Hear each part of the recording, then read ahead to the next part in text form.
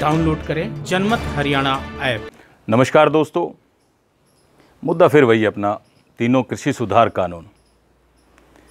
बहुत बार चर्चाएं की इन तीनों कृषि सुधार कानूनों के बारे में और इनके बहुत सारे पहलू हैं जिनको हमने बहुत बार डिस्कस करने की कोशिश की है। आज भी एक नया पहलू डिस्कस करते हैं और वो पहलू है एजिटेशन और द मोड ऑफ एजिटेशन और the way the vegetation is be done. कैसे लोग विरोध कर रहे हैं, ये मेरा पर्पस है।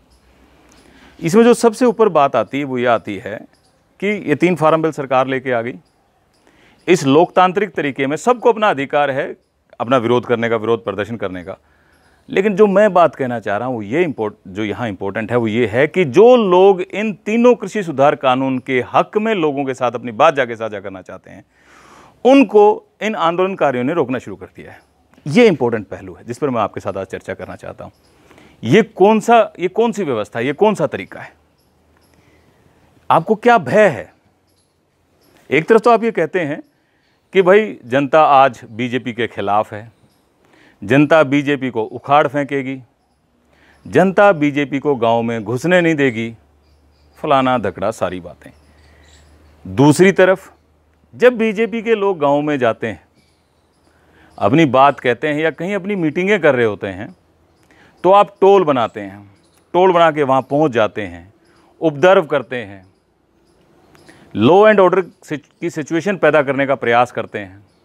ऐसे लगता है कि आप जानबूझ के एक ऐसी सिचुएशन पैदा करना चाहते हैं जिससे कि हिंसा हो, पुलिस कहीं लाठीचार्ज करे, प्रशासन कहीं अपना काम करे और फिर चीज़ें फ्लेयर अप हो जाएं। यानी आपका इरादा कहीं ना कहीं इस विरोध के साथ साथ ये नज़र आता है कि आप विरोध के साथ साथ प्रदेश में उपद्रव भी करना चाहते हैं, अशांति फैलाना चाहते हैं। वरना ये तो कोई तरीका ही नहीं हुआ भाई। ये ठीक है, आपको लगता है कि ये फार्म बिल्स गलत है, मुझे लगता है ये फार्म बिल्स ठीक है। इनकी बहुत ज़्यादा ज़रूरत थी, मोदी जी ने बहुत बड़ा स्टेप उठाया है। मुझे आप मेरी बात कहने दें, आप अपनी बात कहें। ये तो पंचायती बात नज़र आती है और भाई पंचायतों से मुझे बात एक और ध्यान में आती है। मैं यहाँ फोगाट की धरती पर रहता हूँ, दादरी में रहता हूँ। जब मैं यहाँ दादरी आया था तो मुझे बताया गया था कि दादरी फोगाट की और झाड़ू सरदार, और मैंने इस बात को हमेशा याद रखा। मैंने अपने बच्चों को भी बता दिया, भाई दादरी फोगाट की और झाड़ू सरदार। पर फोगाट भाइयों, मेरी एक बात कम समझ में आती, आपने विरोध में करना क्या शुरू कर दिया? आपके प्रधान भाई बलवंत जी ने बबीता फोगाट को बबीता सुहाग काल करना शुरू कर दिया। ये ठीक है कि आज आपने अपनी बेटी की शादी करके सुहाग गोद के किसी लड़के के घर भेज दिया उसको, लेकिन फोगाट थोड़ी उसको सुहाग कहना शुरू कर देंगे। अरे भाई, अपनी मर्यादा तो अपने को रखनी पड़ेगी कहीं ना कहीं। आप विरोध के चक्कर में अपनी मर्यादाएं भी त्याग चुके हैं। हमने अपनी माता और बहनों का इस्तेमाल करना शुरू कर दिया, हमारे बुजुर्गों का इस्तेमाल करना शुरू कर दिया, ताकि कल को अगर प्रशासन कोई कदम उठाए तो आप उस चीज़ की सिंपैथी ले सकें। यही तो मकसद रह गया, और तो कोई मकसद नहीं है। लेकिन मेरे को आपसे शिकायत इस बात की नहीं कि आप विरोध कर रहे हैं, मुझे आपसे शिकायत इस बात की और ज़्यादा है कि आप बिना सोचे ये विरोध कर रहे हैं, और ये आपकी आदत हो गई है भाई। ये जो हमारी खाप इंस्टीट्यूशन थी, इतनी सुंदर परंपराएं थी, आपने तो इनका राजनीतिक तौर पर इस्तेमाल करना शुरू कर दिया। चाहे भाई विजेंद्र हो, चाहे सोमवीर सांगवान जी हो, या चाहे बलवंत भाई आप हो।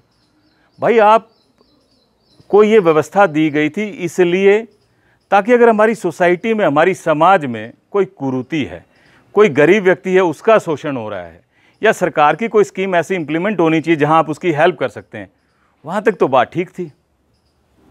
लेकिन अपने राजनीतिक स्वार्थ सिद्ध करने के लिए आप सरकार के विरोध में खड़े हो गए। और तब जब मैं आपको एक बात और कह रहा हूं भाई, तब जब जनता का बड़ा हिस्सा बीजेपी के साथ है, ये सवाल वाजिब है कि जो लोग बीजेपी के साथ हैं वो बाहर निकल के क्यों नहीं आते। तो ये बात बीजेपी की लीडरशिप को सोचनी तो जरूर चाहिए। ये तो पक्की बात है कि आज भी बीजेपी के हक में, इन फार्म बिल्स के हक में और माननीय मोदी जी के हक में बहुत लोग हैं। इन जनता में बीजेपी के सपोर्ट की कोई कमी नहीं है। बस ये जो आप सवाल उठाते हो ये आपका बिल्कुल वाजिब है कि वो जो सपोर्ट है तो वो बाहर निकल के क्यों नहीं आता। बीजेपी की लीडरशिप को इसके बारे में सोचना जरूर चाहिए। और एक एग्जाम्पल है जेपी दलाल, कृषि मंत्री जेपी दलाल। जब उसने ये ट्रैक्टर पर तिरंगा यात्रा निकाली मैं वहाँ हाजिर था, मैं विटनेस हूँ उस यात्रा का।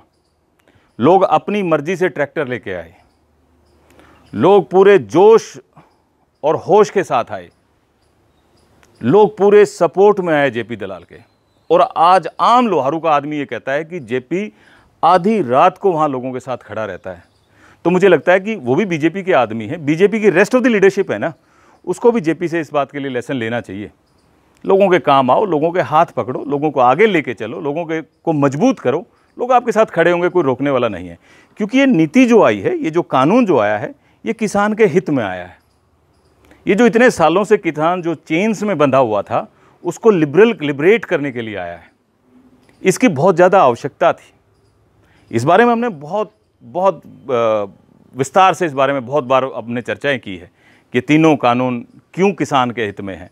फिर भी मेरे भाई जो नए लोग इस वीडियो को देख रहे हैं, जहाँ ग्रामीण आंचल में जो भाई सोचते हैं कि हमने आइडिया को नहीं किया किसान बिल के हैं, ब्रीफ में, सिंपल ब्रीफ में मैं आपको बता दूं। एक, ओपन मंडी सिस्टम कि आपको छूट दे दी, मंडी के साथ साथ आप बाहर भी अपने अनाज को बेच सकते हैं।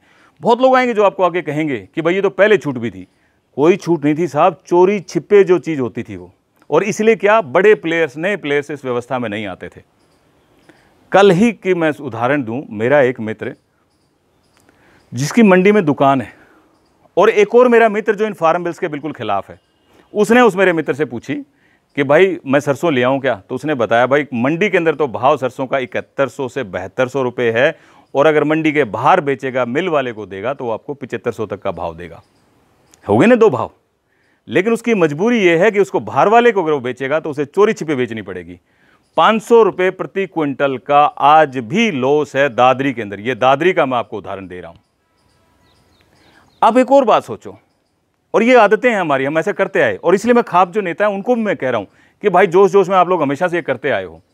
अरे अगर इस फार्म बिल्स के खिलाफ किसी को खड़ा होना था ना, तो उस मंडी वाले बिचौलिए को खड़ा होना था। वो जो मेरा मित्र जिसको फायदा लाभ उठाना है, जो 2% लेगा, उसको खिलाफ खड़ा होना था। अरे आप तो वो आदमी हो जिसको एक छूट मिली है कि आप अपनी फसल को बाहर बेच सकते हैं। आप विरोध में क्यों खड़े हो गए? आपका विरोध कोई और है, उस विरोध को वहीं विरोध करो, बेवकूफ मत बनो। दूसरी छूट, कॉन्ट्रैक्ट फार्मिंग की। भाई कॉन्ट्रैक्ट फार्मिंग आज भी इस देश में होती है, लेकिन मैं पेशे से वकील हूं, मैं आपको बता सकता हूं, कोविड से पहले 3 करोड़ सिविल केसेस कोर्ट्स में पेंडिंग थे, और आज उनकी संख्या 4 करोड़ हो गई है। सरकार ने बड़ी अच्छी व्यवस्था दी आपको कि अगर आपके और किसी व्यापारी के बीच में कोई इशू आता है तो एसडीएम को 1 महीने में, और 1 महीने में डिस्ट्रिक्ट कलेक्टर उसको डिसाइड करेगा। फिर कमेटी भी बनेगी जो आपके आदमी होंगे डिसाइड करेंगे। ये बात तो आपकी ठीक है कि एसडीएम जो सरकारी तंत्र है वो सही से काम नहीं करता। अरे लेकिन यार, आप खाप के मालिक इतने पावरफुल आदमी हो, जब आप सरकार को नहीं घुसने देते, जब आपके बीच में से किसानों ने अडानी और अंबानी के स्टोर्स पर कब्जा कर लिया है, अगर आप ईमानदारी से किसी किसान के हित में आओगे तो हिम्मत नहीं है एसडीएम और डिस्ट्रिक्ट कलेक्टर की कि वो आपके खिलाफ जाके फैसला कर दे।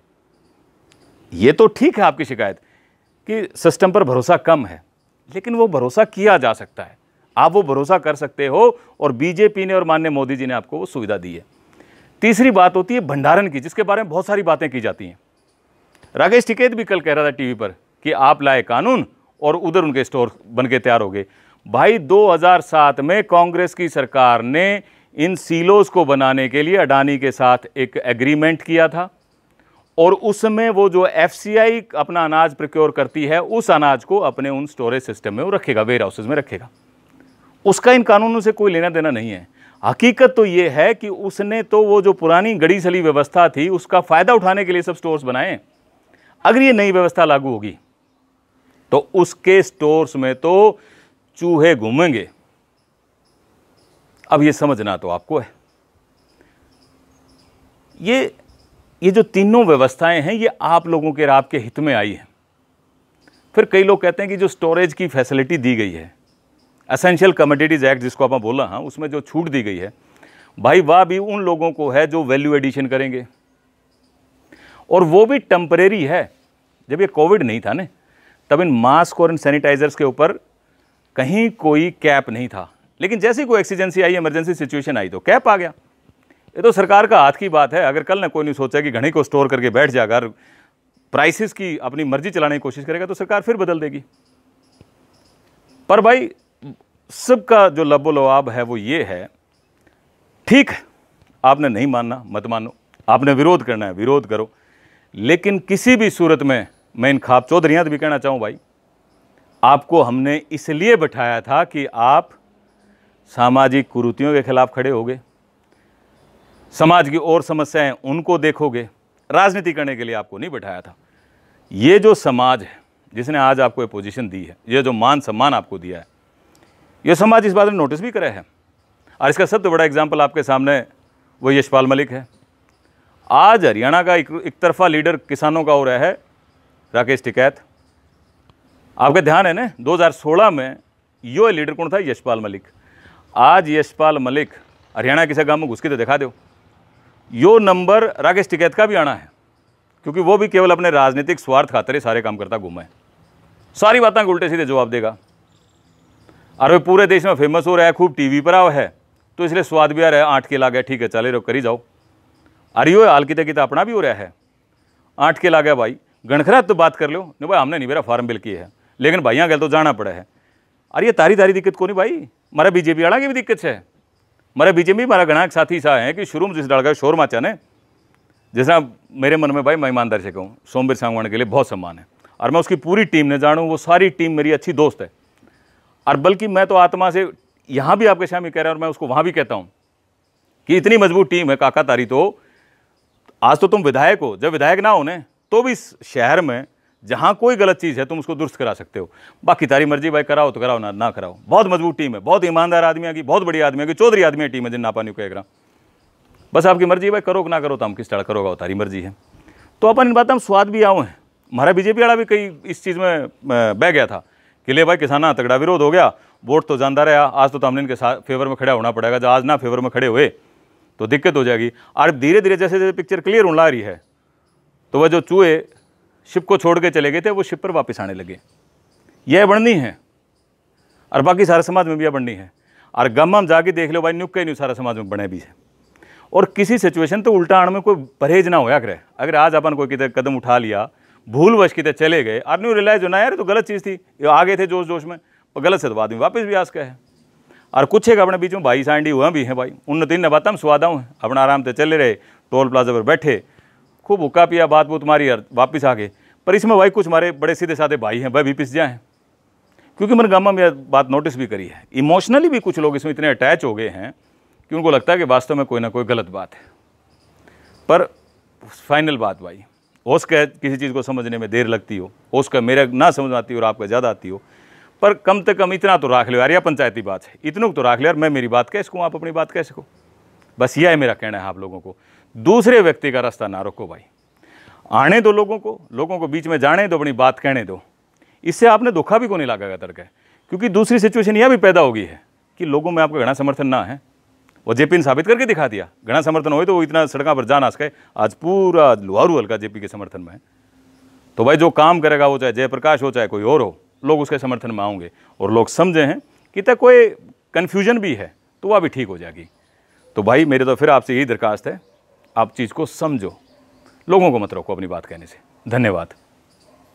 राजनीति के आगे, राजनीति के पीछे, हर हलचल को जानने के लिए हमारे YouTube चैनल जनमत हरियाणा को लाइक करें, सब्सक्राइब करें, और अपडेट रहने के लिए बेल आइकन दबाना ना भूलें। देखते रहें जनमत हरियाणा, सच के अलावा कुछ भी नहीं।